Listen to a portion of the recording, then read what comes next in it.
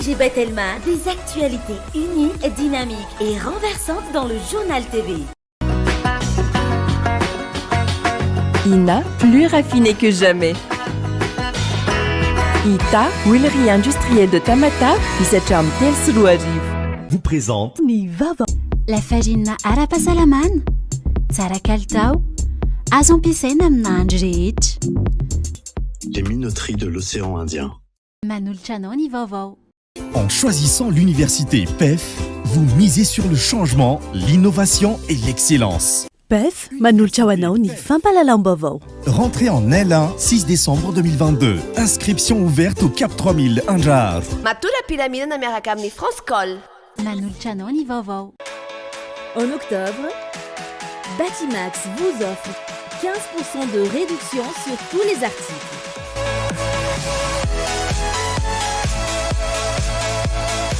Vous présente Nivava.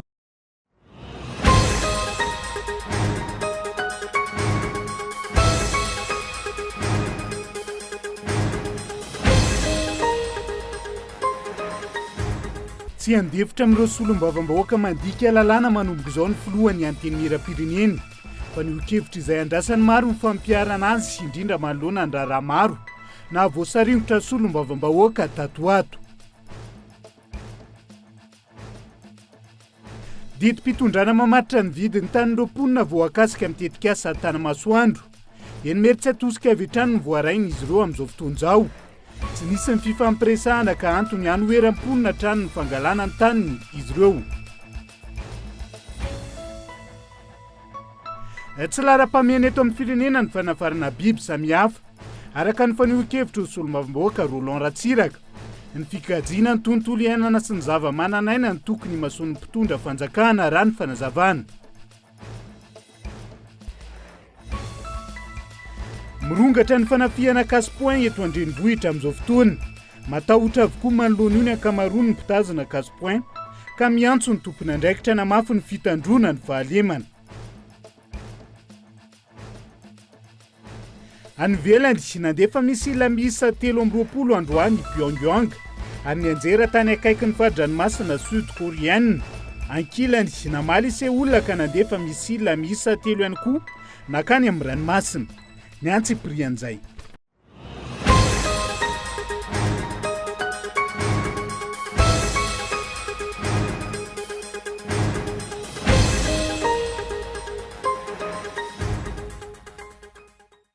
Finaritra tongo-klasia tongo vavy tonga soa indray atao anatin'ny havitona ny fampahalalam-baovao amin'ity ala ity. Atenina ny araba ary ampanajana ihany koa no anasako anao anarak' izany hatramin'ny afarany. Isan'ny tarantsika izay dia tsy lefitra intsony amin'ireo solombavam-bahoaka mandika lalàna manomboka izao. Ny filohan'ny anteny miram-pirenena araka ny resaka ny fanaovany tao amin'ny mpanao gazety tamin'ity androany ity. Fanambarany izay andrasany maro ny fanatanterahana azy sy manoloana ny fialokalofa ny solombavam-bahoaka sasany ao ambadiky ny immunité parlementaire raha ny fanadihadiana olona sainy. Ampizay, hoy filohan'ny anteny miram-pirenena Razana Maso Christine manoloana ireo endrika fandikan-dalàna sy fanaparam-pahefana ataona solombavam-bahoaka sasany. Ary iny moa nanenjehana ako fa mahafaly ahy satria mahay mamerina ny tenin'i Jesosy daholo ny rehetrarehetra izao leo aoka hitorabato fa misisa ozy aza mamerina intsony ka raha misy manoharina na mbola hiseho ary indrindra tena mifanena tsara nety ivanandretraka ty hoe inona no atao hoe honorable zany ka raha mbola misy kosa mindia kosa dia menjera ho azy izay tokony hosahasa an'izany satria ity androm-panjakana masina ity fa tsy hoe hialokalofana ao amin'ny fihetsika feno fahalotona rehetra. Misy lanjany ngeza be iny teniko iny. Ny tohiny iny dia amin'izao sisa izao aza manao intsony, aza manohy andreny intsony, aza manota intsony. Araka izany, nisy ny fiarovana nataon'ny filohan'ny anteny miram-pirenena ireo solombavam-bahoaka nandika lalàna teo aloha, saingy ankehitriny tsy lefitra intsony ity lehibe androm-panjakana ity. Na io aza izany, andrasany maro ny toy ny fanadihadiana sy ny fandraisana fepetra tamin'ireo fanaparam-pahefana ny tranga teo aloha amin'ny mahatany tan-dalàna ny Madagasikara. Ohatra amin'izany namoahana solombavam-bahoaka IRD iray fa azahoan-dalana hitatitra azo sarobidy ny fiandohan'ny volana oktobra teo.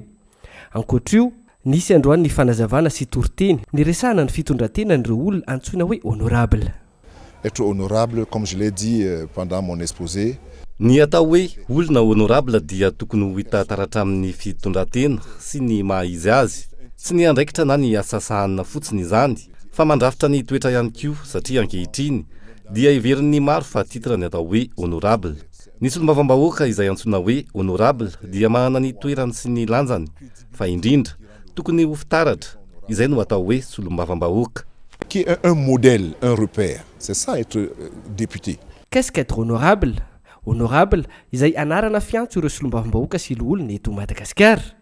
Io no novelabelarina androany teto amin'ny anteny miram-pirenena ho fampatsahivana ireo solombavambahoaka sy tompon'andraikitra isan-tokony. Hetsika izay tafiditra anatin'ny fankalazana ny 20 taona ny vondrombavaka eo anivon'ity androm-panjakana ity. Ijanona eny anivon'ny anteny miram-pirenena ihany sika ao anatin'ity vaovao manaraka ity. Tsy feno ny taratasy tonga eny anivon'ny anteny miram-pirenena momba ny LFI 322 na teti-bolam-panjakana ho antona 322 izay voarainy fa 20 oktobra. Ka tsy ahafahan'ny solombavambahoaka mandiky zany, mandinika zany araka ny tokony ho izy. Raha ny angom-baovao natao tamin'ity androan'ity any amin'ny 20 ny volana novambra any ho any no tonga eny anivon'ny anteny mera ny LFI feno ho amin'ity atona 322 iny. Izay vao hiditra ao anatin'ny asambomera na ny travaux de commission anatin'izay ny solombavambahoaka ka tsy ho ampy araka ny mahazatra toy ny mahazatra toy ny zava-mitranga eny an-toerana ny fotoana andiniana an'izay LFI amin'ny taona ho avy izay. Andrasantsika moa zany arotantenina eto amin'ny fampahalalam-baovao hatrany mahakasika izay. Fa tsy misy fifampiresahana fa didim-pitondrana mamaritra ny vidin'ny tanin'ireo mponina voakasika amin'ny tetikasa Tanamasoandro. Eny mery tsy atosika no voarain'izy ireo amin'izao fotoana izao, tsy anaiky hatramin'ny faran'ireo mponina ankilany mahakasika ny tetikasa ary tsy hanome ihany koa ny tanin'izy ireo ao anatin'izay nela Ranavison. Famonoana ny tantsaha mivelona amin'ny fambolena no ataon'ny fanjakana amin'izao raha ny fitarainan'ireo mponina avoakasika amin'ny tetikasa Tanamasoandro eny Imerintsiatosika. Nitokana ny maraina teo ireo tompon'ny tany ary mitaraina vokatry ny tsindry sy ny hery famoretana mahazo azy ireo. Tamin'ny vao nanomboka no tetikasa no efa tsy nanaiky hanome ny tanin'izy ireo mponina ireo ary nitoetra ny fanatanterahana ny tetikasa. Efa miroso amin'ny fanaovana ny expropriation amin'izao ny fanjakana raha toa ka mirefy 1.700 hektara no anatanterahana ny tetikasa. Nalaina avokoa ireo tany amin'ny fanatanterahana ny tetikasa ary tsy afaka mamboly intsony ireo olona. Anatin'le 391 tompoko mbola tsy vita. Zava-trano anankiray ny tanay miorona nefa an'izay dia tena doma foana ny atidohan'le olona manodidina. Kitohana tsy kitohana roa, tsy avela amboly, tsy avela anangana. Misy aza dia tena alaina forcé fotsiny fa maninona aloha raha mba avitaina leo amin'le anareo vita dia rehefa tsy ampy dia hita eo ihany ny anaovana manaraka. Io aza tsy vita le an'olona biridena ao alaina. Rehefa isy amba fiombonam-bianareo ivato momba ny famoronana lalàna dia le lalàna mety anabontsona amin'ny paosonareo ihany mamaky anareo fa le politika mba entina mpandrosoana an'le tantsaha raha ohatra kirifatra be ny reny raha nandefa kibotasy atao hoe pelona nantsinan-dreny hatramin'izay fitondram-panjakana mety efa tsy nanavatra vary avy any avelantsontsika fa noho ninona no le tombontsoa manam-pahefana ao ambony eo dia ankehitriny dia mbola e mafy raha fahasairana eto an'ity firenena ity raha mbola fitiavan-tena fitiavam-boninahitra atao hoe tsy fijerevana amin'ny madinika ihany mbola ao anatin'ny lohanareo fa mbadin'io alaiva ambony alaiva ambany. Tsy misy fifampiresahana ny mahakasika ny vidin'ny tany fanazavana fa didy efa nivoaka no hitan'ireo mponina. Matsiaro matiantoka tanteraka ireo mponina amin'ny vidin'ny tanin'izy ireo ary efa tonga ny fampahafantarana ireo tompon'ny tany ny vidin'ny tanin'izy ireo raha ny fanazavana. Raha tany Ambotro Manjaka izao tetikasa izao zay ozy hoe ny mpanolotsaina amin'ny président ngamba dia tena multimilliardaire. Raha ty raha tanimbary mbola totofana any amin'ny 3 metra 4 metra de profondeur anorenana dia takininona ny devis an'izany zavatra zany. Manarak'izay mbola tany iveloman'ny olona ambolena vary. Aty ndrefa dia atapy tanety tonga dia afaka manorona fa ny soratany ato amin'ity notification ty izay nomeny an'ireo olombitsy izay tsy nerana akory fa tena manao herisetra manolotra an'le izy dia mazava ho azy fa 8 000 ariary mètre carré raha titre borné. Raha karatany tsy fantatro toa ohatran'ny 5 000 ariary zay. Ny terrain domanial zay najariana fa tsy manana taratasy ny olona mbola ka mantatra hoe ohatrina angamba hiala amin'izao. Dia mahagaga anay mampalahelo an'ireo olona reo zany satria tany tsy totovana tsy atao inona izy zao nitahitsongotsongen'io ao a fa zavatra tonga de afaka manorona ane de ahoana kosa moa no 8 000 ariary nomenao an'ireo ery famoretana atrany no iainan'ireo mponina raha ny fitarainan'izy ireo zany 8 000 et quelque le izy sy tatetiko sara ariary isaky metre carré de io sorabolo io zany a rehefa tonga tany zay de hoe raiso fa io izy valinareo ao anatin'ny 15 jours fa rehefa tsy tonga ao anatin'ny 15 jours io a de namamaty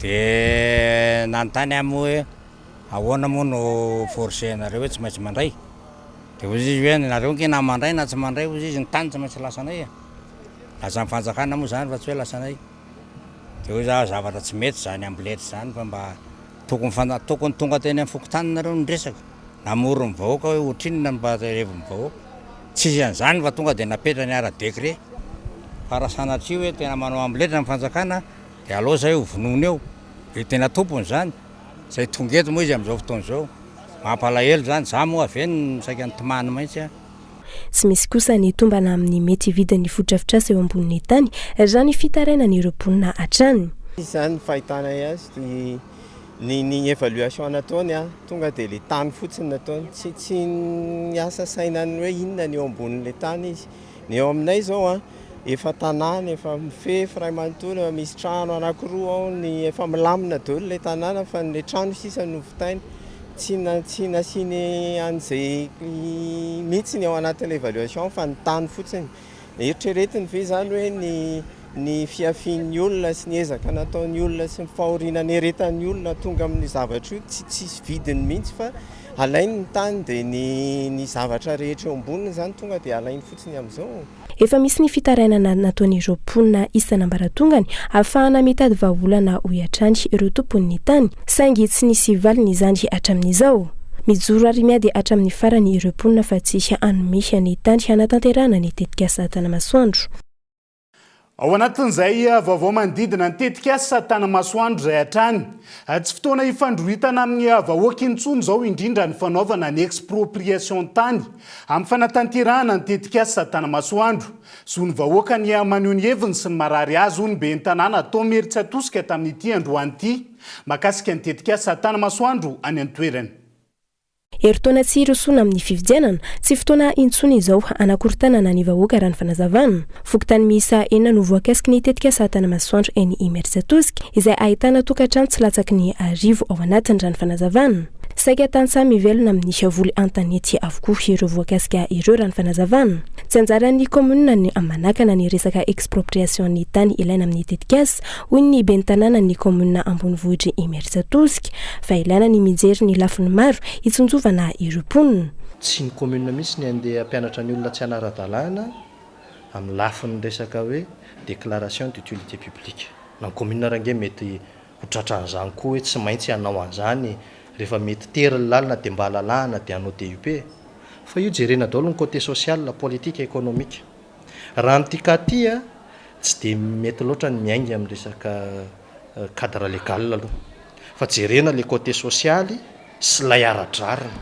arany ve ao anatin'izao vanim-potoana mivaivay zao ny andeha nao accaparement na terrain amin'ny resaka DUP tsika rariny ve anaty rariny ihany amin'ny resaka tsy fotoana ihany koa izao hanaovana izany raha ny fanazavany 7 ny fitarainana voarainy amin'ny komunina dia mahakasika ny fahakianan'ny tany amin'ny tetika Tanamasoandro avokoa marobe hoy ny ben'ny tanàna ireo olona tsy mahay taratasy eny amin'ny komunina akamatsiaro very amin'izao tranga izao efa nisy ny fifampiresahana tamin'ny tompon'andraikitra saingy tsy nampiova zavatra izany raha ny nambarany nisy ny fifampiresahany ny tenako zao fampiresaka tamin'ny teo anivon'ny secrétaire d'État mivantana tsy ataoko hoe indray tsy ataoko hoe indroa tsy ataoko hoe intelo imbetsaka ary averiko foana hoe atomboy eo amin'le 340 hectares aloha ilay 391 C aza maika amin'le expropriation fa fotoana fonga sisy de maninona raha mba mandefitra kely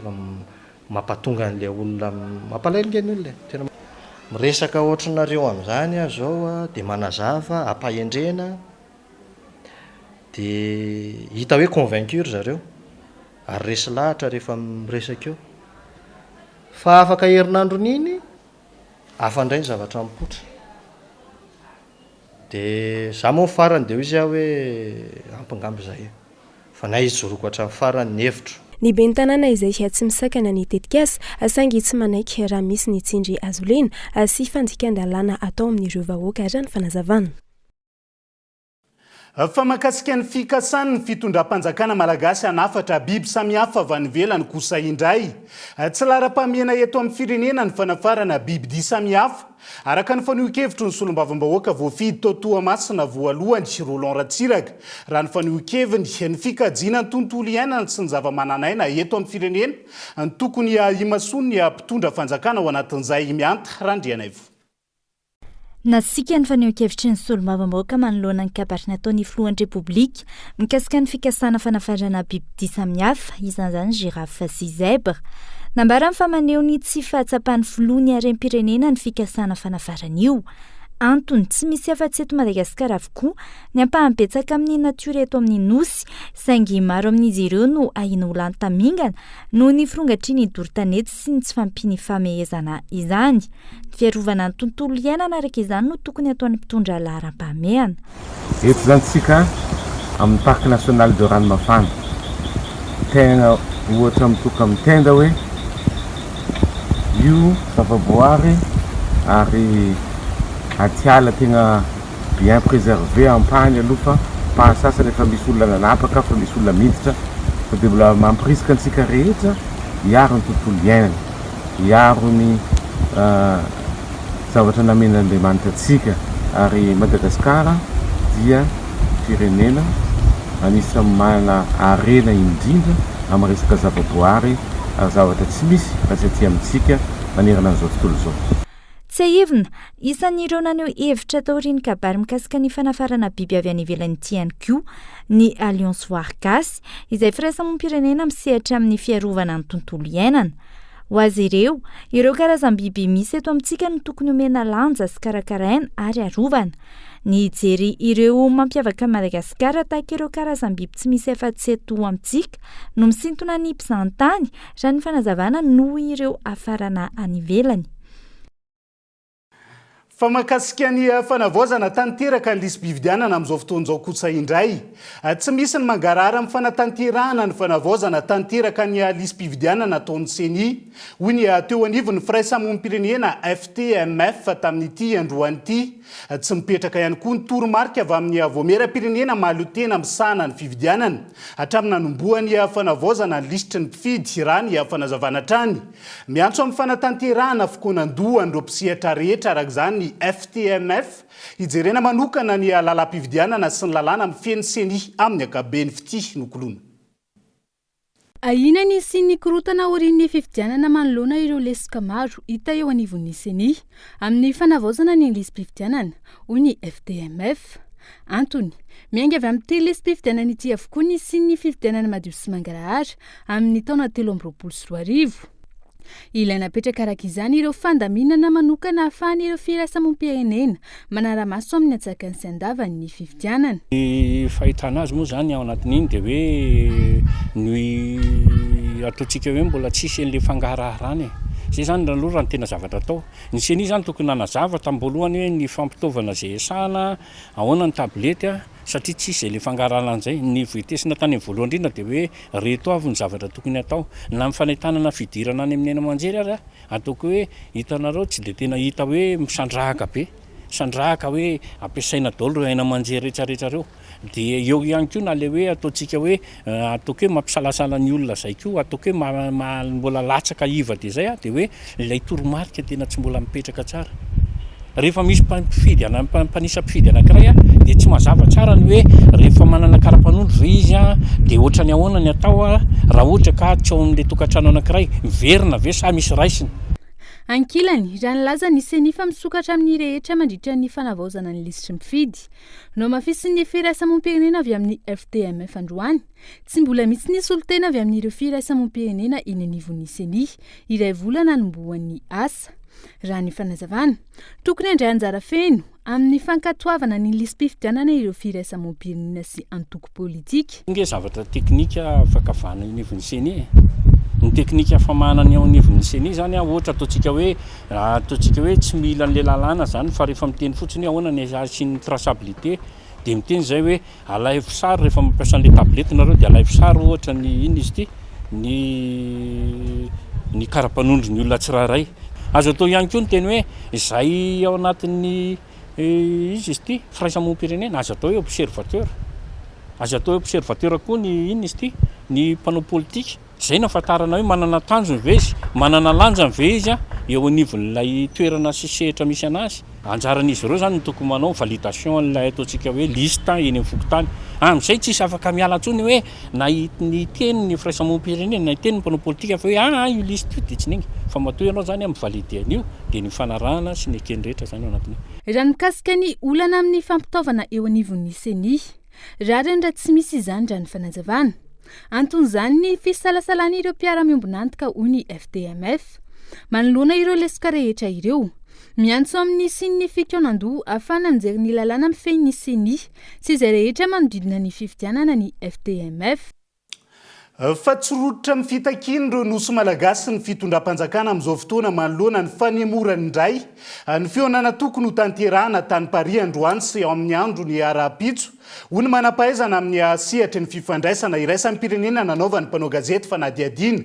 ho an'ny androany ny lafiny ara-ekônomika no mahamaika ny fanjakana amin'izao fotoana izao raha ny zava-misy tato ato no asiteny nangataka ny hampihemotra fanondroany indray ilay fionana tokony ho tanterahana androany sy rahampitso any Frantsa mahakasika ny dinika momba ny fitakiana ireo nosy malagasy na ny Îles Éparses ny fitondram-panjakana malagasy araka ny lahatsoratra an-gazety navoaka ny Le Monde.fr voalaza ho anton'izao fangatahana fihemorana ny fionana eo amin'ny komisiona malagasy frantsay mahakasika ny nosy malagasy aty amin'ny ranomasimbe indiana izao ny fanesorana amin'ny toerana ny ministry ny raharaham-bahiny malagasy Richard Randriamandranto ity farany izay tokony hitarika ny delegasion na any an-toerana efa fanindrony araka izany ny hemotra ity fionana ity ary isika malagasy atrano nangataka ny hanemorana azy nanamafy ny manam-pahaizana eo amin'ny fifandraisana iraisam-pirenena nanaovana fanadihadiana androany fa variana amin'ny zavatra hafa ny fitondram-panjakana malagasy mijoro ankehitriny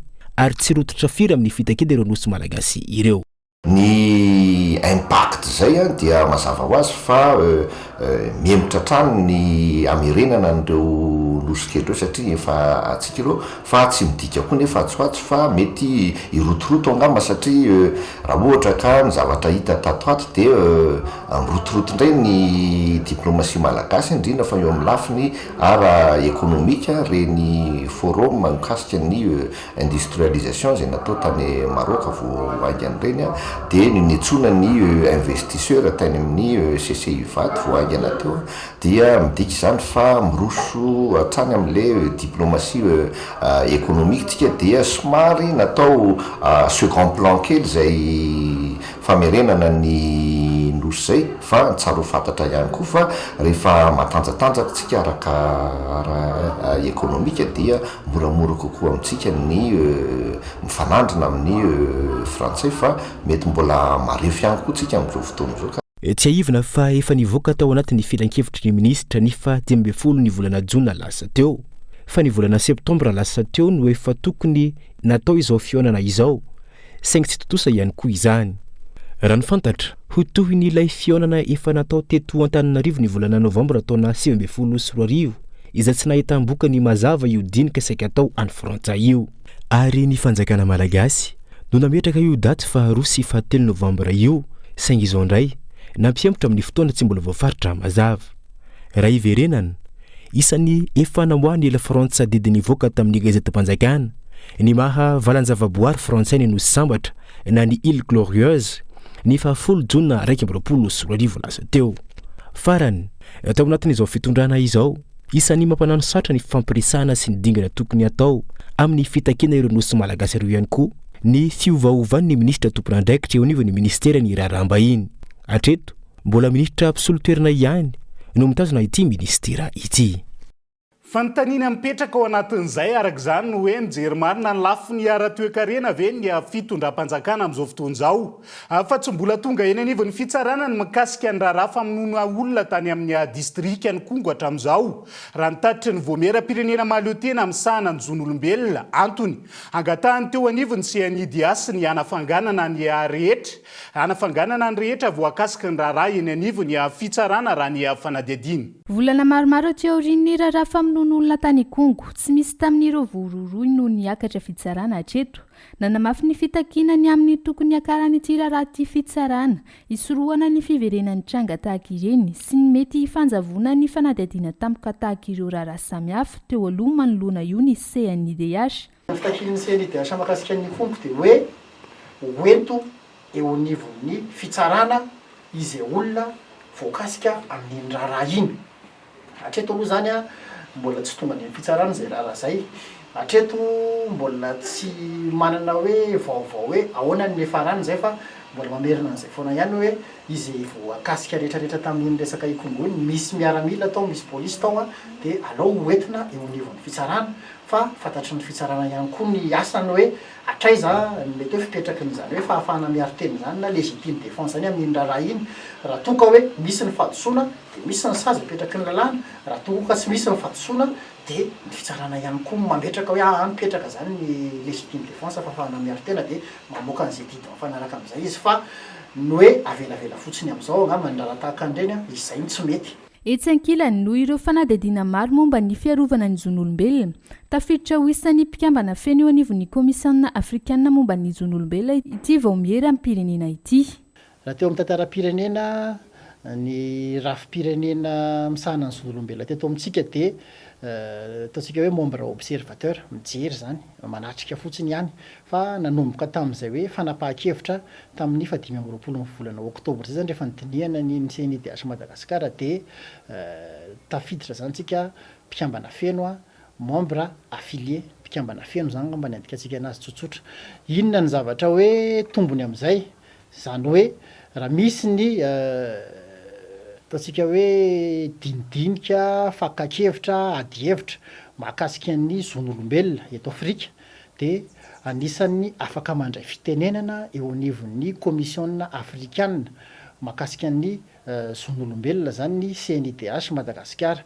Raha tokoa ka hoe misy ny mpikambana ao anatin'izany commissaire moa zany commissaire eo anivon'ny Commission africaine des droits de l'homme mangataka hoe tokony hiditra amin'ny fifidianana dia afaka mandray fifidianana ihany koa lasa manana droit de vote zany tsika raha ohatra ka hoe takiny zay amin'ny adihevitra sy ny fakakevitra sy ny fanapahan-kevitra mahakasika ny zon'olombelona eto Afrika. Tsy aiviny fitifirana vahoaka natao mpitandro ny filaminana no nitranga tany amin'ny distrika ny Kongo ny volana aogositra lasa teo izay nafatesana olona manodidina ny 13. Fa manany fisiny kolokolo sy ny kiantrano antrano amin'ny fampidirana ny mpitrandraka madinika anatin'ny zone d'encadrement minier eo anivon'ny Saint-Promine Mad na syndicat des professionnels des mines de Madagascar raha ny faneho-kevitra izy amin'ity androany ity tsy araka ny marafitra eny anivon'ny commune natao amindronana sy ampanarahan-dalàna ampitrandraka madinika araka ny nametrahana azy tany am-piandohana ny zava-misy amin'izao fotoana raha ny hita tany Amoromanina nomboana ny fametrahany io zone d'encadrement io ara-pomba ofisialy. Nivaona amin'ny fifanarana ny lalakevitra hitondran'ny fanjakana ny fametrahana ny zone d'encadrement minier eto Madagasikara. Raha natao amindronana sy ampanaran-dalàna ny mpitrandraka madinika an-tapitrisany mivelona anatin'ny sehatry ny arena kibon-tany no tanjona. Misy ny kiantrano indrindra ny ataon'ireo tompon'andraikitra isambaratongany eny anivony ratsa mangaika ny ministera ny arena kibon-tany any fotony. Vokany zary lasa tombotsoa ny olombitsy no kendrena amin'ny fametrahana ny zone d'encadrement hoy ny teo anivony Saint-Promine Mad. Ambetindresaka foana ny petite mine dia tsy manara-dalàna. Ao anatin'ny petite mine no ny ahitana ny exploitation illicite, rieux, envahissement. Miezaka zay miregrouper reo olona reo anatin'ny coopérative. Zay antsoina hoe zone d'encadrement dia mandohetra dia mandoa ny sarany rehetrarehetra atsany tongavany le dossier any amin'ny ministère. Gaga zay zany fa ohatra misy dépouillement sélectionna olona le izy.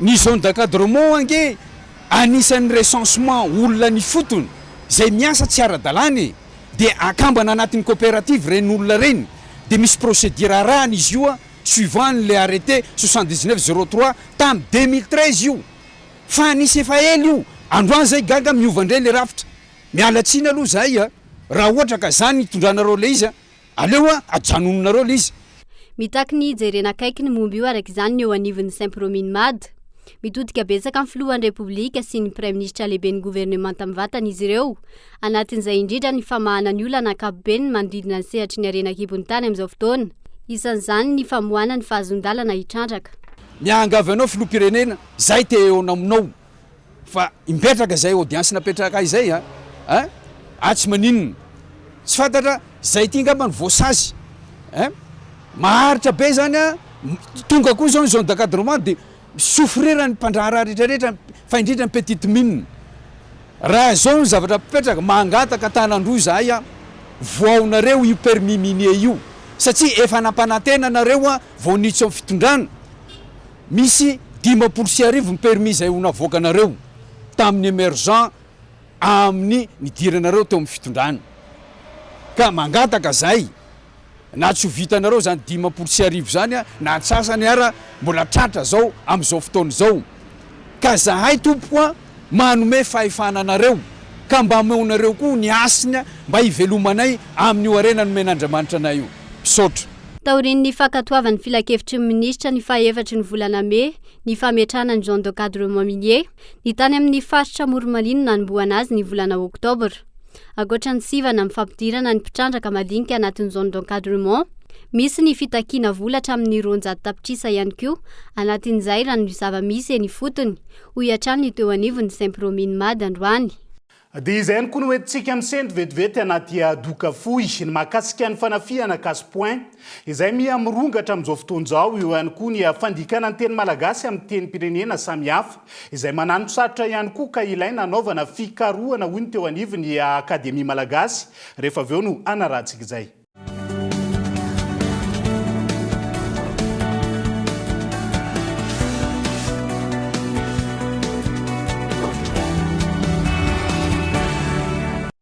Gratuite. Gratuite. Gratuite. Mais qu'est-ce qui est gratuite? L'installation de la fibre est gratuite jusqu'au 30 novembre. Et maintenant, abonnez-vous vite à la fibre Family ou à la fibre Home ou à la fibre Home Plus. Mira et ses collectes Telma vous feront plaisir à installer gratuitement votre fibre. Abonnement à partir de 149 milliards TTC par mois. Telma, sa fibre numéro 1 malagasy. Ina dia vita amin'ny soja voafantina mba hampatsiro ireo karazan-tsakafo karakarainao. Ny menaka Ina dia ahitana oméga 3 sy oméga 6 ary ara-pahasalamana no notrikaina entin'ny soja. Ina ilay menaka manome tsirony nahandronao isan'andro.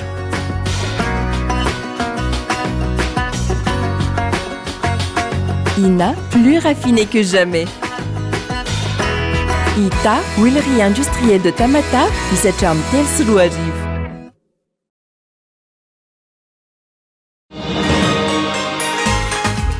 C'est un travail très difficile d'attraper les bébés qui bougent et de changer leurs couches en même temps. Avec la couche culotte Molfix, changer les couches est maintenant très facile. Je la déchire et l'enlève là où je l'attrape. Je remonte la nouvelle en un instant. J'emballe la couche et la jette. Moi et mes bébés sommes heureuses. C'est ainsi que se propage le mouvement de bonheur Molfix. Allez les beaux mamans, essayez la couche culotte pour bébé Molfix. Rejoignez notre mouvement de bonheur. Molfix, grandir heureux.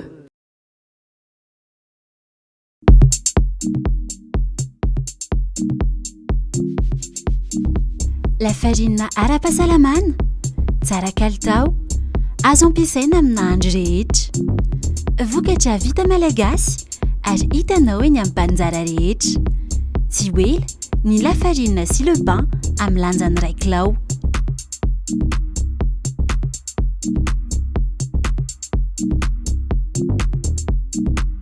Les minoteries de l'océan Indien.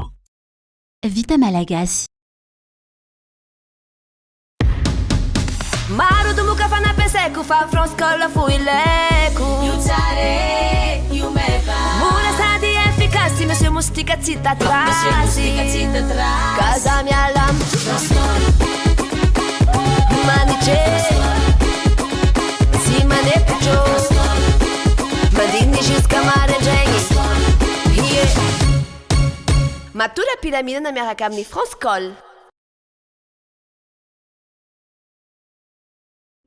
Université PEF. Parcours études et formations. 3 filières au choix. Informatique, 2 options. Développement d'applications et web, réseau et base de données. Droit, diplomatie et relations internationales. Management et administration des affaires pour obtenir les diplômes de licence et master suivant le système LMD. Admission sur sélection de dossiers et entretien. Rentrée en L1, 6 décembre 2022. Inscription ouverte au Cap 3000 Anjar. Contact 038 45 085 85 020 85 085 85. En choisissant l'université PEF, vous misez sur le changement, l'innovation et l'excellence. Université PEF, l'excellence à portée de main.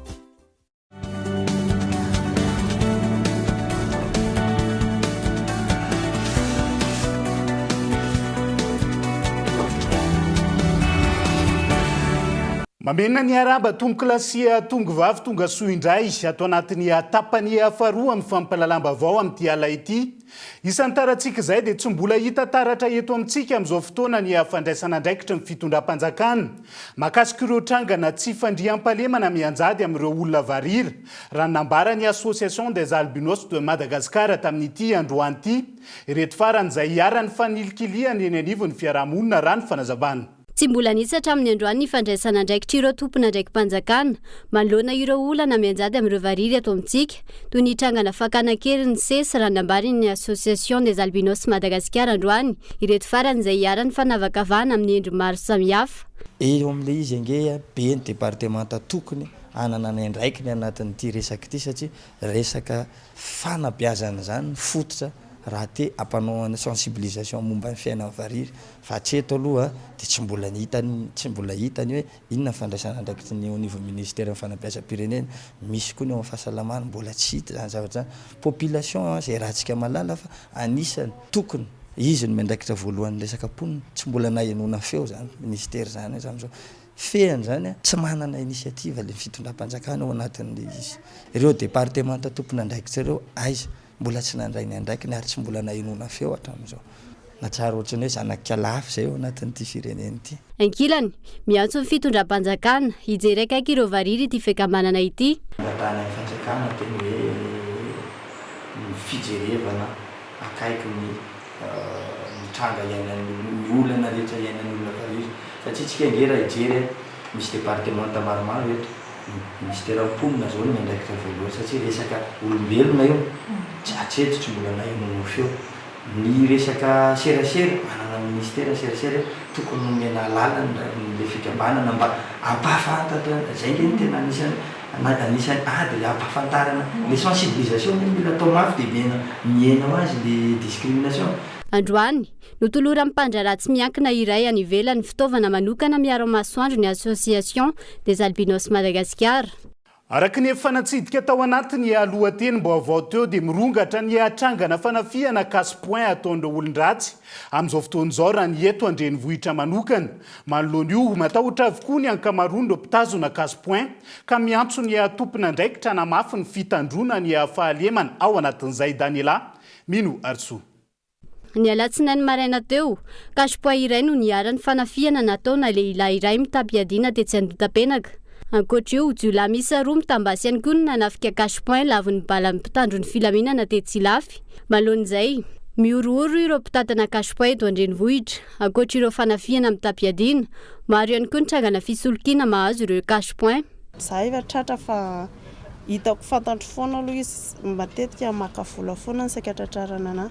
Miteny fotsiny izy hoe akavola ozy izy dia rehefa nefa za tsy mahay message dia raha vao mitenana hoe laoloha je solde kely vetivety ary za fa miandro kely vetivety iny izy dia savy dia tsy hita tsony. Za mihitsy ary nefa tratra hoe le message fopily reny fa zany hoe fantatro le izy dia tsy azo ny vola dia mody miantsolo izy hoe andefasy vola dia mba mangataka numéro dia melan'zareo numéro nefa ny tsy vola ny tonga ao fa message dia izy tsy teo fa zao nataony eo avy eo ilay vola ozy izy a fa misy jereo kely vetivety a tsy dia miverina eo avy eo tonga ilay vola dia avy eo dia hoe tonga tao amin'ny airtel hoe transfert eo amin'ny telma fa ilay olona mbola nisy nalehany fa misy marary any amin'ny hôpitaly dia aleo aloha jereko tsara mesazinao a tonga dia nitapahany dia tsy namerina ny antsotsony izy manoloan'izany ny fikatona aloha hatreto no vahaolana tokony ho raisin'izy ireo mitandrina tsara fotsiny jerena fotsiny ny endrika an'ilay olona hoe olona tokony soloko vety sa hoe ahoana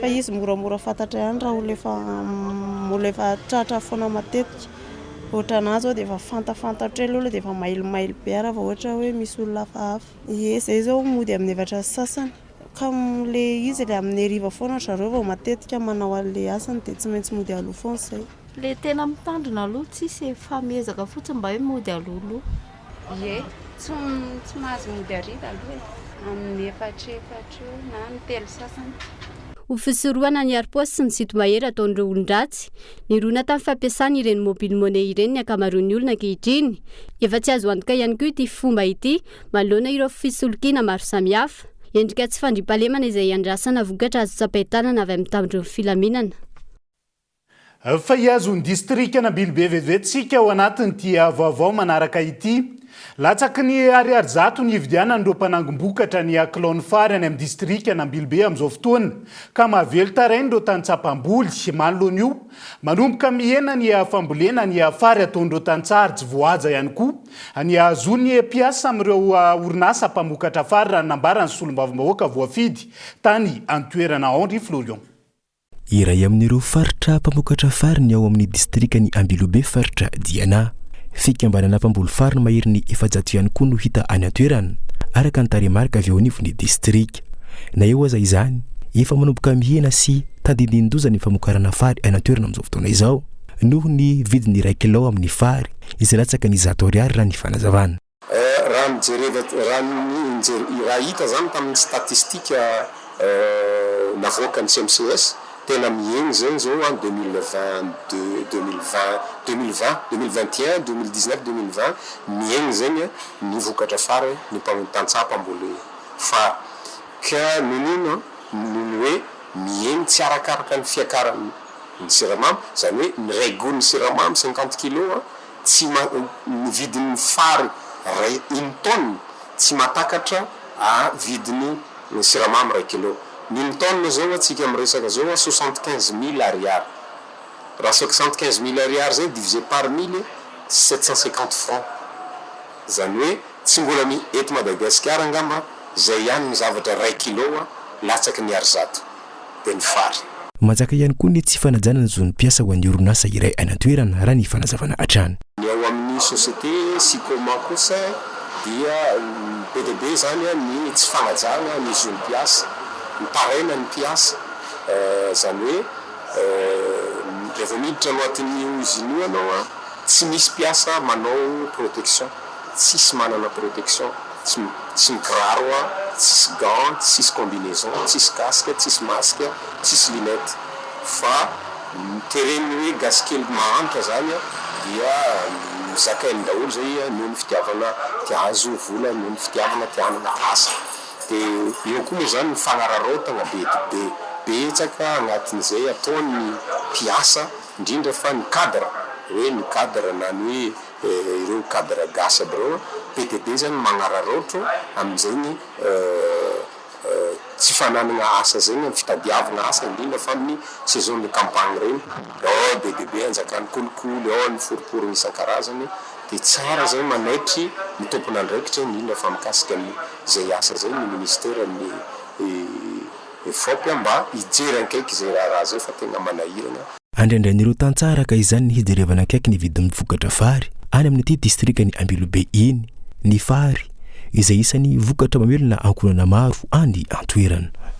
Fa sarotra ny mandika ny teny malagasy amin'ny teny pirenena hafa toy ny teny anglisy sy ny frantsay antony vitsy ireo voambolana amin'ny teny malagasy indrindra ireo voambolana amin'ny sehatry ny siantifika ka ilaina anaovana fikarohana manokana araka ny songadina nandritra ny famelabelara-kevitra ny tanterahany ireo mpikambana teo anivon'ny akademia malagasy tamin'ity androan'ity avy nokolona. Manana anjara toerana amin'ny fifandraisan'ny firenena roa samihafa ny fandikany teny. manano sarotra ny fandikana ny teny malagasy amin'ny teny-pirenena hafa raha nambarany teo anivon'ny akademia malagasy androany.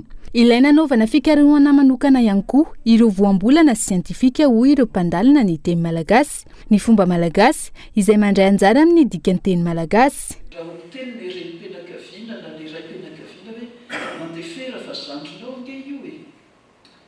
Lazakeo aminareo fa sarotra be mandika an'io amin'ny teny anglisy na amin'ny teny frantsay. Misy koa zany mbola anisan'ny fiteny andavanandro ihany fa tsy indray teny frantsay. Oui, il faut avoir de bons réflexes pour conduire Antananarivo. Ahoana ny andikanan'io amin'ny teny malagasy? Tsy maintsy tsara réflexe ianao raha mitondra tomobile eto Antananarivo. Tsy hita izay ilazana an'ilay hoe bon réflexe. Manaraka azafady tompoko. Ankoatra ny olana amin'ny fandikany teny, isan'ny mahasarotra ny fandikana ihany koa ireo karazana teny-paritra eto Madagasikara. Samy manana ny dikateny ho azy ireo faritra rehetra manerana ny nosy. Vokatra izany, anany sarotra na mety ho diso ny fandikana teny iray raha tsy voafaritra araka ny tokony ho izy ny voambolana any amin'ny faritra. Raha ao anatin'ny fandikana-teny tsika tsy voatery hoe teny frantsay teny malagasy makany any aleman makany malagasy ihany fa na itsika teny ofisialy aza dia mety adika any amin'ny faritra hafa ao anatin'ny asa fandikana-teny zany dia mila fitandremana zany ny fandikana-teny raha voambolana misy manana heviny maromaro indrindra raha voambolana ampiasana amin'ny toerana samihafa zany. Androany no tanterana tetsy amin'ny akademia malagasy Tsimbazaza ny famelabelara-kevitra momba ny fandikana ny teny malagasy.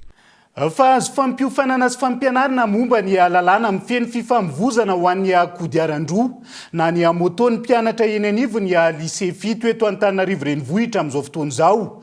Tanjona amin'izany ny fihezan'izy ireo ny lalàna ny fifamoivoizana sy ny kodiaran-droa isorohan'ireo loza izay mateti-pitranga eny anivo ny fiarahamonina amin'izao fotoana izao.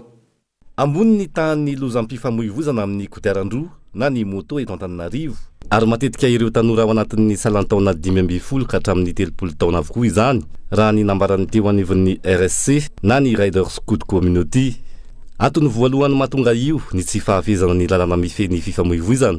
Manoloana io isy ny fampianarana momba izany iny anivon'ireo lycée eto Antananarivo renivohitra ho fanentanana sy fisorohana ireo loza manomboka izao. Raha antsika malala ny lozam-pifamoivoizana ateraka ny kodiaran-droa sy ny mpampiasa lalana rehetra amin'izao efa mitombo ka raha sy hitsiny raha hiainga aty amin'ny fototra ny fampianarana sy ny fanentanana. Misy ny sensibilisation izay ataonay eny an-dalana, izy ireny dia objectif akaiky fa ity indray dia objectif lointain, izany hoe noavin'ny fifamoivoizana sy ny tanora no jerentsika manomboka eo amin'ny 5 taona eo ny ankizy efa manderery mianatra efa tianjakandrana ampianariny zareo satria ireo no mpampiasa lalana ao arinao. Ny ao anatin'ny arolozan'ny fifamoivoizana moa dia misy ny code de la route, ny comportement, ireo risque mety iseho hiteny an-dalambe.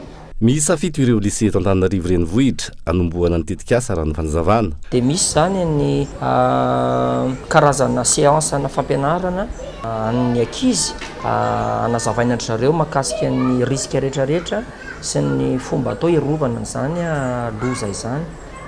Dia efa misy moa ao anatin'ny convention zany ny école maromaro anombohana izany asa izany.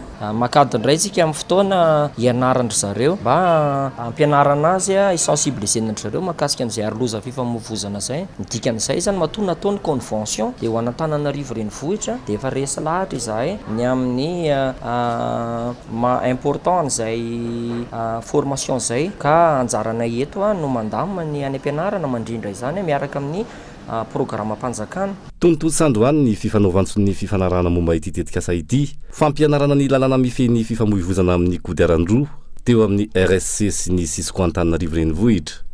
Dia izay ihany koa no hoentsika miampita ao anatiny maresaka iraisan'ny pirenena. Na dia efa misy olona miisa 320 tamin'ity androan'ity Pyongyang ary nianjera tany akaiky ny fahadranomasina sud coréenne. Ankilany namaly Seoul ka nandefa misy olona miisa 3 nakany amin'ny ranomasina ihany koa ho valin'izay fanadiadiana eo amin'ny sariny France 24. Samy nandefa misily mifamaly androany ny Korea roa. Ny andaniny Korea Avaratra nandefa misily solaire miisa 9, avy eo nanampy misily 17 an'izany. ny ankilany namaly izany Seoul ka nandefa misily 3 nomelohin'ny filohan'ny sud-coréen ho fiantsina ady avy amin'ny Pyongyang izao fandefasana misily maro izao ka nambarany fa fanafiana ny tanin'izy ireo izany etsekilany ny antsony itony rehetra i Rosia manoloana izao zava-misy izao saika ny anjery manakaiky ny faritra masin'ny Korea Atsimo avokoa ireo misily ampolony nalefan'ny Korea Avaratra ireo ho an'ny mponina sasany tokony isy ny sazy manoloana ny fiantsiana misy naneo ny Inde noho ny izao tranga izao ankilan'ny firenena maro isan'izany i Japon. Tapitra treto ny fiarahantsika ho an'ny androany naizanaiza misy anao ampifaliana no hitondrako ny teny fisaorana ho antsika nanaraka ny fampalalambavao hatramin'ny farany mandrapitafo ho amin'ny raha mpitso indray ary tombo kilasy tomboko vavy veloma tomboko.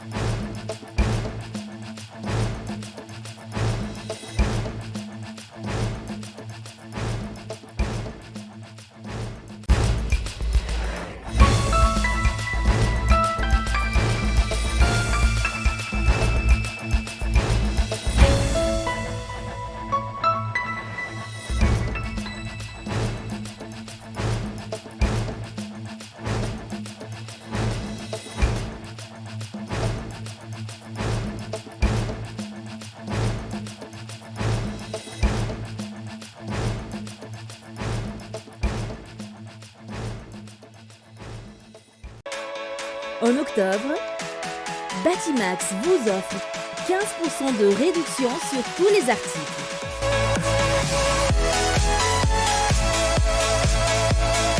Vous a présenté Ny Vavao. Matura piramide miaraka amin'ny France Col.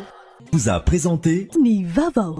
La farine ara-pahasalamana, tsara kalitao, azo ampiasaina amina andro rehetra. Narahinao teo niaraka tamin'ny LMOI ny vaovao. En choisissant l'université PEF, vous misez sur le changement, l'innovation et l'excellence. Narahinao teo ny fampalalam-bavao niaraka tamin'ny PEF. Rentrée en L1, 6 décembre 2022. Inscription ouverte au Cap 3000 Indjar. INA, plus raffiné que jamais. ITA, huilerie industrielle de Tamata, Isacham Telsuluariv.